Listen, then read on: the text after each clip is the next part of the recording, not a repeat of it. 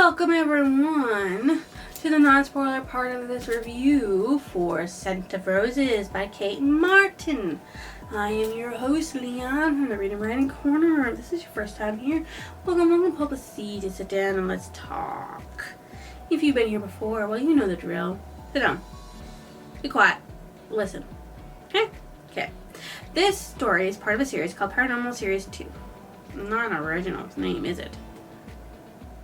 Really not original. I don't.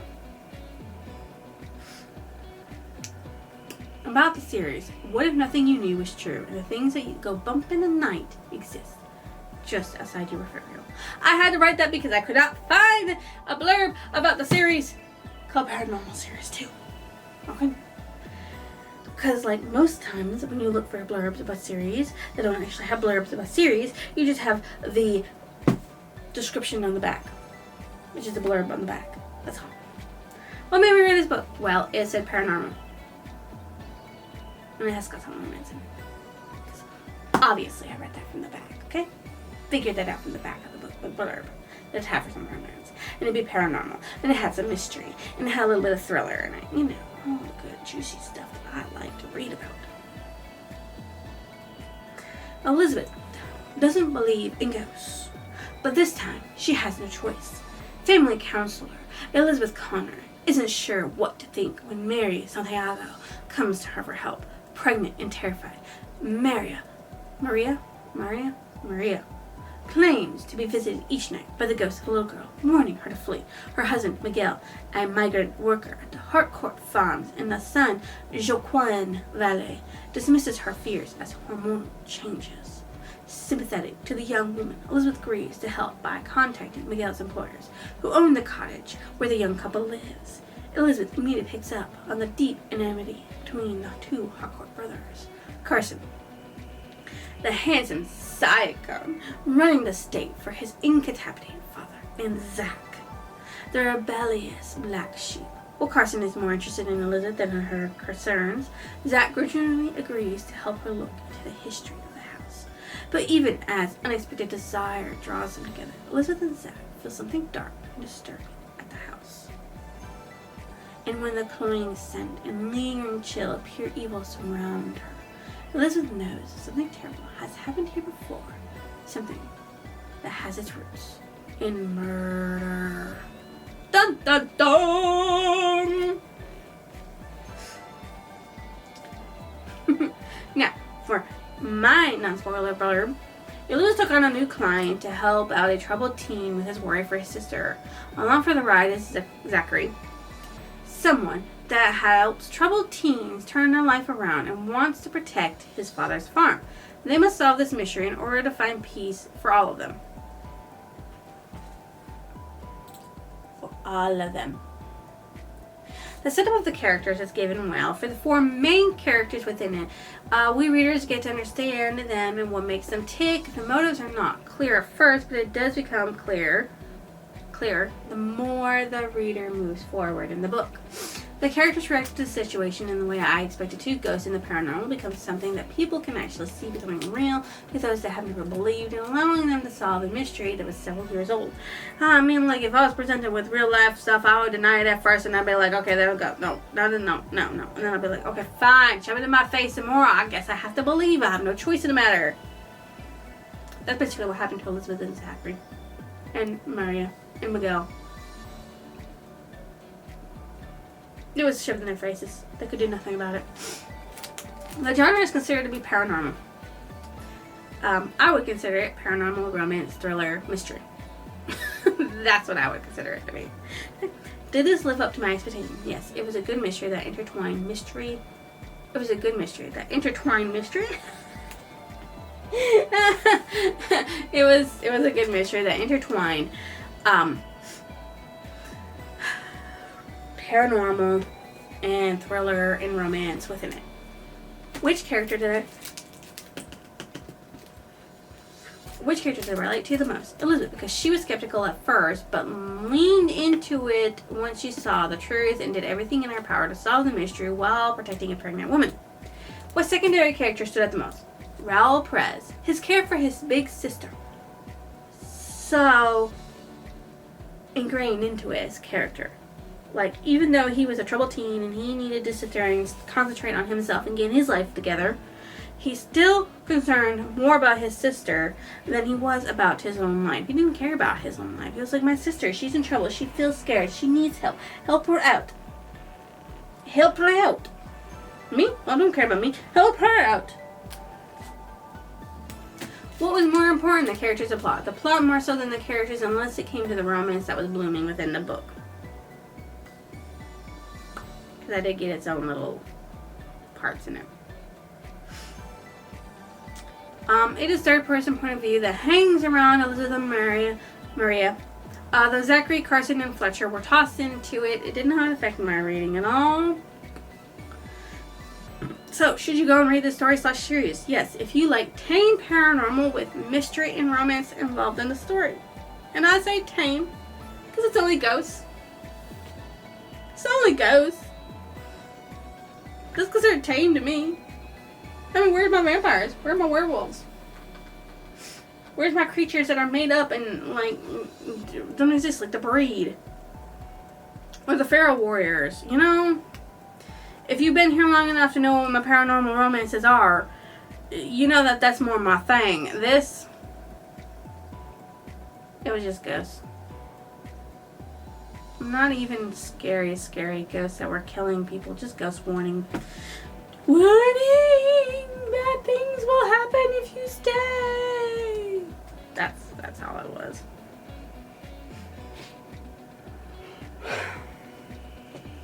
Okay, folks. So, if you don't want to be spoiled, please exit the video.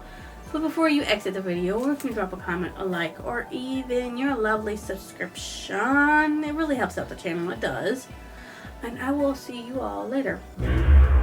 Now onto the spoiler section of this review. We meet the main characters, side characters, and the important main characters. You have Elizabeth Connor. She is a therapist, family counselor, whatever you want to call her, that works in a very small town. She sees a ghost girl in Maria's home when she stays there one night just to calm Maria down because she's like, oh, I'm scared.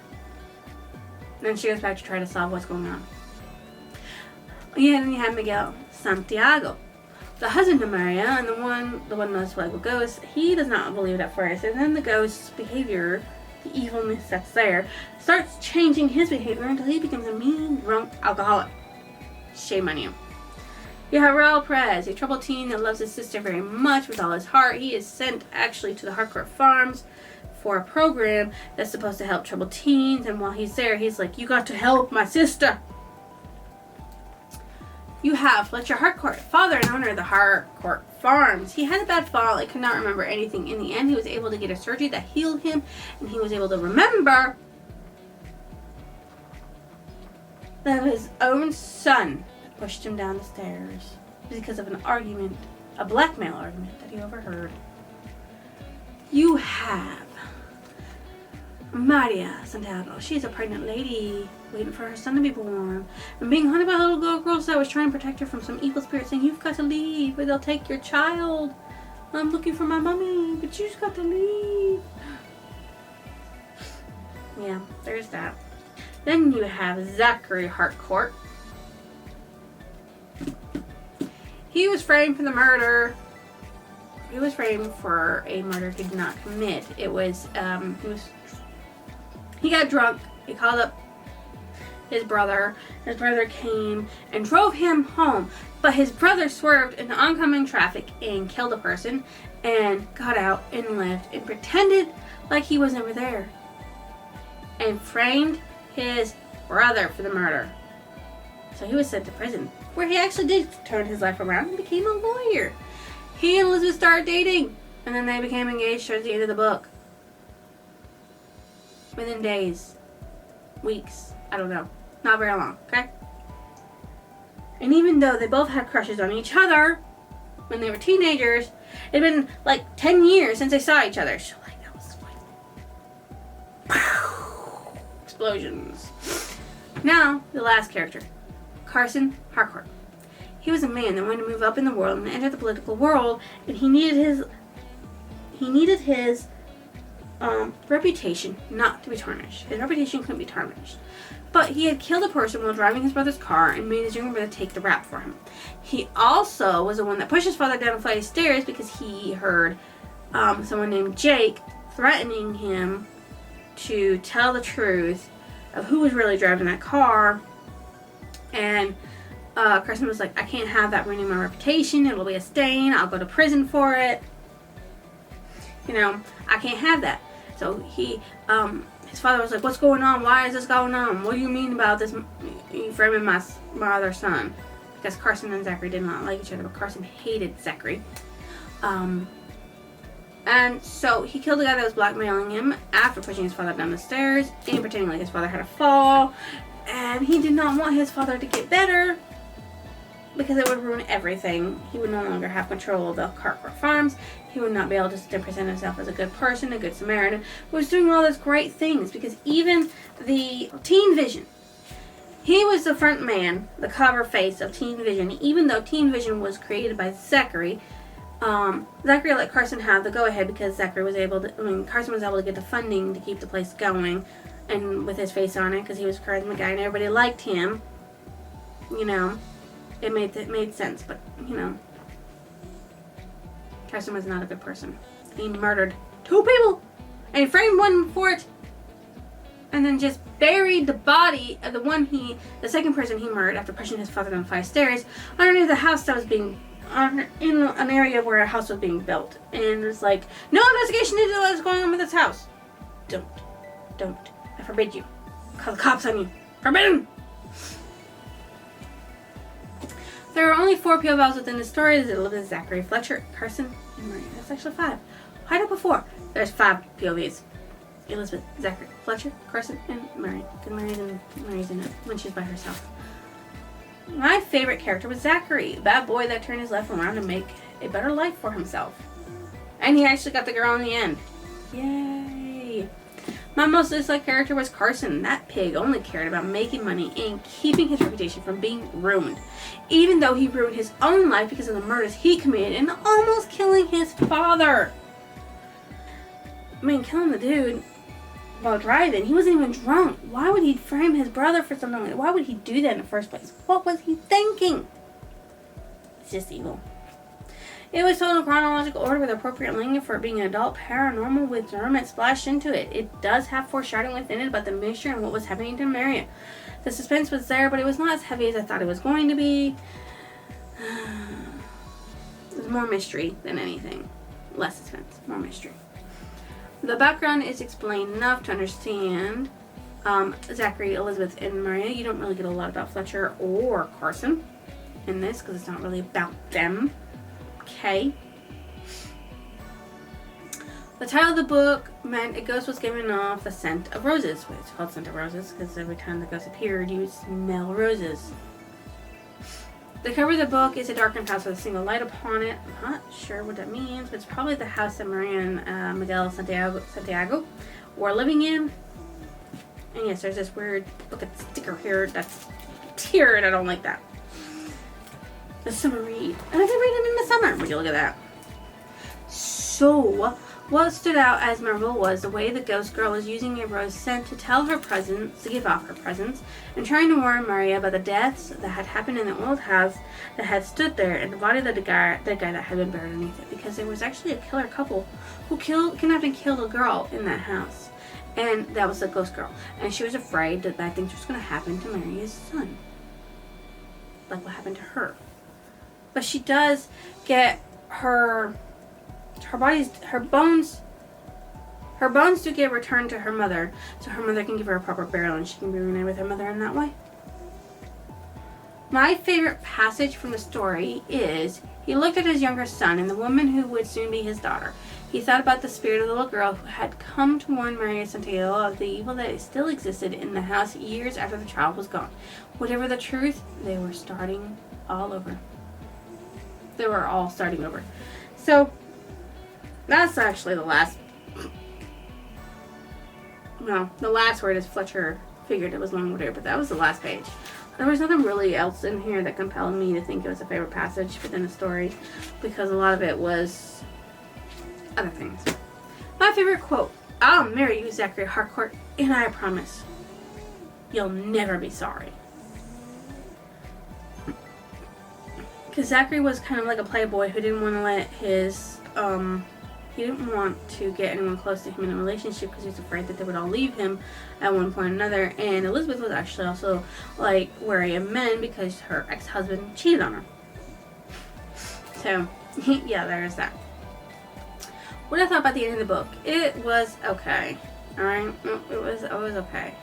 I seriously thought Elizabeth and Zachary were getting married after only being reunited and dating for a short period of time. Kind of a ridiculous thing that's out there. Because, like, they've only dated for a short time. Even if they did know each other way back when, there's 10 years in between them where at one point Elizabeth was married and Zachary just slept with whoever the hell he wanted to. So, you know, there's a lot in that that's, I am glad that a little girl got to go back to her mommy and be buried properly, and that the mother got to know what actually happened to her daughter, you know, because when you never know what happened to your daughter, it's kind of a sad thing. People deserve to have their closures. I am also happy that Zachary was free of the crime that he had not committed. That it was something that was probably going to be expunged from his records and everything, because once they found out that Carson was actually the murderer, they, you know, they could trial him for it and drop everything on him and give out his apologies and everything, even though he already served time for it. Yeah, the government owed him for it, so it was a good thing in my book. So what did the book remind me of? What book did it remind me of? No book. It didn't remind me of any book. There's no book I actually read like this, where it was tame, paranormal, tame. It was tame. I don't read tame paranormal. It's not really my forte. So this book, as you know, is part of a series called Paranormal Series 2, and it only has 3 books in it. And no, they're not the same.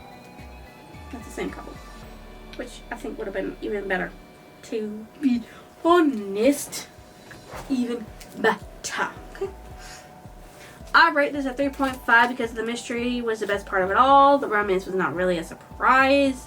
Kind of read into that for the blurb on the back, because, you know, unexpected desire draws them together. Obviously, that's romance in there. The paranormal was what was a letdown for the story. It was not how I imagined it to be. I thought there'd be more to it, or more violence from the ghost. More. Just more. Okay? So that's what I gave it. So, yeah. I will see you next illusion.